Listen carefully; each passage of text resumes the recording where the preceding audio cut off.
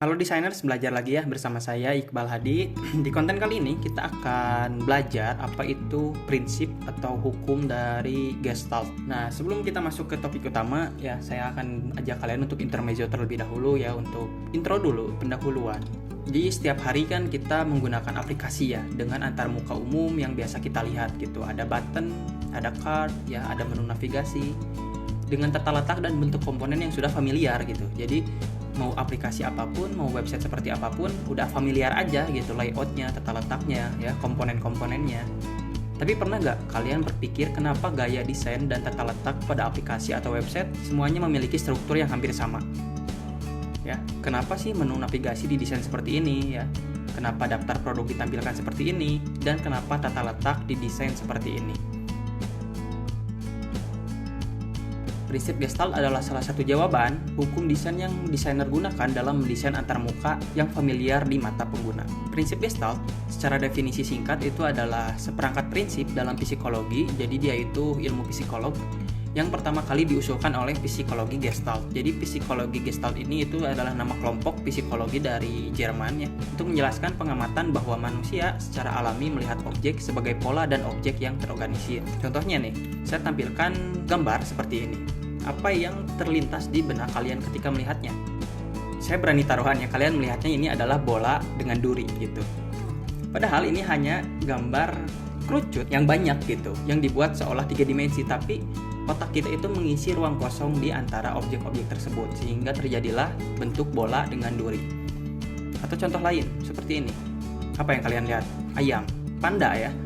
Ini itu panda ya, padahal ini hanyalah sebuah objek yang mana ada 5 objek dan tidak memiliki bentuk gitu. Jadi bentuknya beraturan, tapi dengan ditata sedemikian rupa sehingga seperti ini, dan kita melihatnya seperti wajah panda.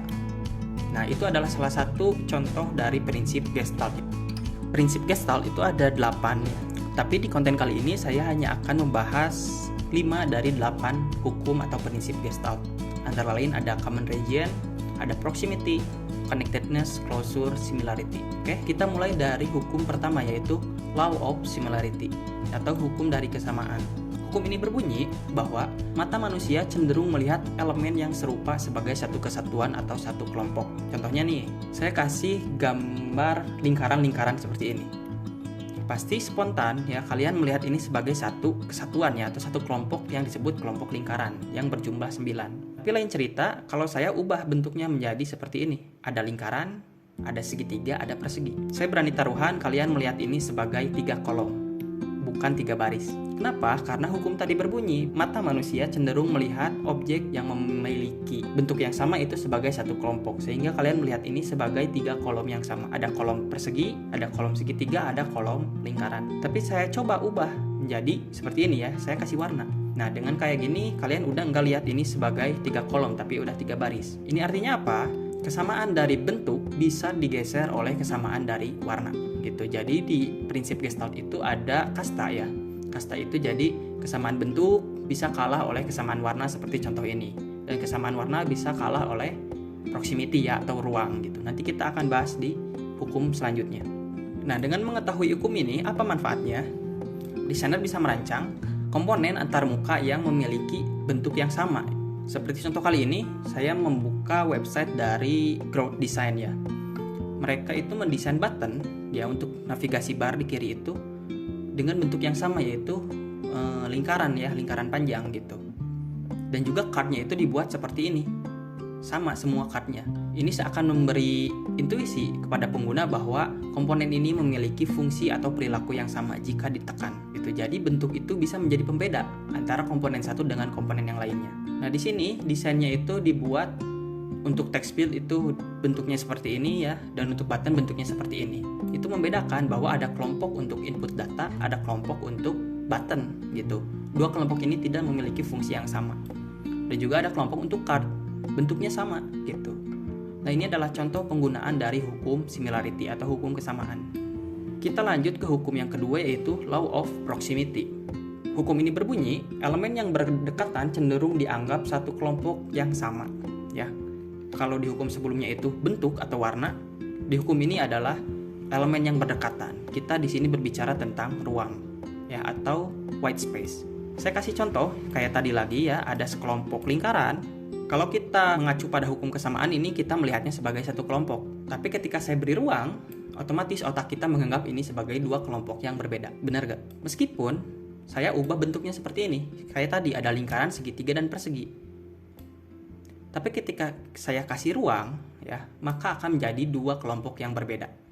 Ini itu adalah kasta ketiga, yaitu proximity menggeser hukum dari bentuk dan juga warna. Tuh, saya kasih warna, tetap aja kalian menganggap ini sebagai dua kelompok yang berbeda.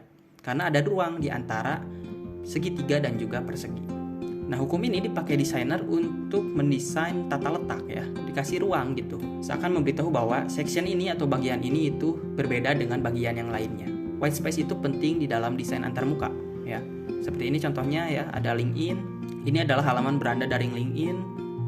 Bahkan di dunia nyata, kalau kita melihat sekelompok ikan ya, ikan-ikan itu kan kalau bergerombol tuh nggak ada ruang sama sekali, kita menganggap itu sebagai satu kelompok ikan ya, di jenis yang sama. Kita lanjut ke hukum selanjutnya, ada hukum dari common region ya. Hukum ini berbunyi, elemen cenderung dianggap sebagai kelompok jika mereka berbagi area dengan batas yang jelas. Contohnya, dengan contoh yang sama, di sini saya kasih border ya, atau kasih pembatas. Nah, kalian melihat ini sebagai dua kelompok. Ada kelompok yang dibatasi, ada kelompok yang bebas. Nah, jika saya kasih border lagi, ada 3 kelompok gitu. Saya kasih lagi border, tapi bordernya itu menjadi background seperti ini, sama aja. Ini menjadi 3 kelompok. Nah, di hukum common region ini dia menggeser hukum proximity atau ruang. Meskipun kita kasih ruang, tetap aja akan kita lihat sebagai 3 kelompok. Meskipun kita kasih ruang, kasih warna, kasih bentuk yang sama, jika ada border atau pembatas itu lebih tinggi atau lebih dianggap sebagai kelompok yang berbeda. Nah, hukum ini dipakai ketika desainer LinkedIn itu mendesain beranda seperti ini. Dengan hukum ini, desainer akan memberitahu kepada pengguna struktur dasar dari sebuah website. Di atas ada navbar ya, ada navigasi bar, di kiri ada bagian profil, di tengah ada bagian konten, dan di kanan ada bagian rekomendasi. Dengan hukum ini, dengan hukum batasan ini, memberitahu struktur dasar website kepada pengguna bahwa di dalam website ada bagian-bagian tertentu dengan fungsi dan tujuan yang berbeda. Kita lanjut ke hukum selanjutnya, yaitu ada hukum connectedness. Hukum ini berbunyi, elemen-elemen yang terhubung atau berbagi batas cenderung dianggap sebagai kelompok yang sama. Nah, contohnya, jika saya kasih seperti ini ya, ada kelompok dari lingkaran, ada kelompok dari segitiga, ada kelompok dari persegi. Cara hukum similarity ini menjadi 3 kolom, dan saya kasih proximity ya, saya kasih ruang, ini menjadi 3 kelompok atau bisa juga 6 kelompok karena proximity menggeser hukum kesamaan. Tapi jika saya kasih garis, ini akan lain cerita. Ini akan menjadi 4 kelompok yang berbeda. Jadi di sini dapat diartikan bahwa hukum connectedness itu menggeser hukum proximity. Jadi ini kastanya di atas. Mau dikasih warna, mau dikasih bentuk yang sama, mau dikasih ruang, jika ada garis penghubung mutlak, dia adalah kelompok yang sama. Contohnya, itu desainer menggunakannya ketika mendesain form wizard ya, atau stepper biasanya dalam formulir checkout ya, atau dalam formulir pemesanan, itu seperti ini. Jadi desainer di sini akan memberitahu kepada pengguna bahwa untuk menyelesaikan suatu tindakan ya, atau untuk checkout, itu harus menyelesaikan langkah-langkah terlebih dahulu. Langkah-langkah ini terhubung ya, antara satu dengan yang lainnya. Kita lanjut ke hukum terakhir, itu ada law of closure. Otak manusia akan mengisi ruang kosong untuk mendapatkan gambar penuh dari sebuah objek. Ini udah spontan ya, udah terprogram di otak kita bahwa jika kita dikasih gambar seperti ini, tetap kita menganggap ini sebagai kelompok lingkaran ya, berjumlah 9. Meskipun 2 lingkaran terakhir itu sebenarnya hanya garis aja gitu, hanya garis putus-putus. Otak kita dengan spontan ya, dengan berbagai cara mengisi ruang kosong tersebut dengan objek yang familiar atau dengan objek yang serupa. Contoh lain kayak gini, saya kasih gambar seperti ini. Saya pun sama, saya melihat ini sebagai lingkaran gitu. Padahal ini hanya gambar garis putus-putus yang membentuk lingkaran, tapi otak kita secara spontan menganggap ini adalah lingkaran meskipun garisnya putus-putus. Begitupun juga dengan gambar panda yang tadi ya. Salah satu implementasi dari hukum closure itu ada dari penggunaan carousel ya. Bisa kita lihat ya, ada bagian yang terpotong. Tapi otak kita menganggap bahwa ini ada kelanjutannya ya. Jadi otak kita mengisi ruang kosong dari bagian yang terpotong tersebut. Jadi desainer berhasil memberi pesan bahwa masih ada loh card di bawahnya gitu. Masih ada loh konten-konten setelah ini gitu, dengan memotong sebagian cardnya. Dan juga ada contoh lain dari penggunaan closure, itu dari halaman untuk mengedit project di website Upwork. Nah, di sini hukum closure digunakan untuk elemen drag and drop dari suatu media atau konten. Ya, ada garis putus-putus membentuk kontak. Otak pengguna pasti akan menganggap ini adalah area untuk drag and drop ya. Kenapa? Karena otomatis mengisi bahwa itu adalah sebuah area. Digambarkan dengan garis putus-putus berbentuk persegi panjang. Nah, itulah pembahasan dari kelima dari 8 hukum yang ada di prinsip Gestalt. Semoga dengan mengetahui ini dapat membantu kalian para desainer dalam merancang antarmuka yang baik untuk pengguna, untuk bisnis, dan juga untuk developer. Semoga bermanfaat ya. Sampai bertemu di konten saya selanjutnya. See you!